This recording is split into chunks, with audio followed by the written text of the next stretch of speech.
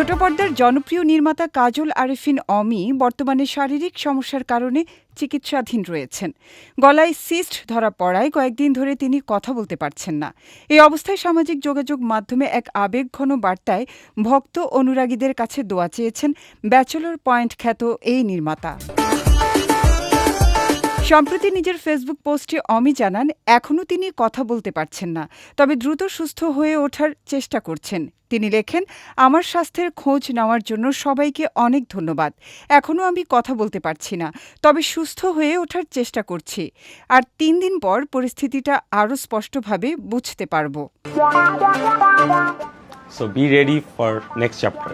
অসুস্থতার এই সময়টাকে জীবনের অন্যতম কঠিন অভিজ্ঞতা হিসেবে উল্লেখ করে অমি বলেন, কথা বলতে না পেরে বেঁচে থাকাটা কতটা কঠিন এবং শ্বাসরুদ্ধকর তা এখন আমি টের পাচ্ছি। আমার দ্রুত আরোগ্যের জন্য সবাই দোয়া করবেন।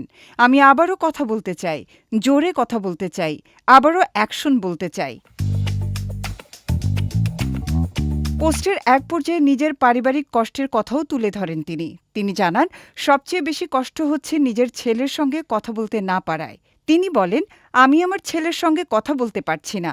আমি তাকে আবারও পাপা বলে ডাকতে চাই। সবাইকে অনেক ভালোবাসা। আপনাদের দোয়ায় আমাকে রাখবেন।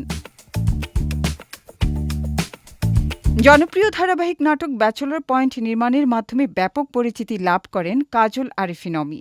বর্তমানে নাটকটির ৫ম সিজনের প্রচার চলছে।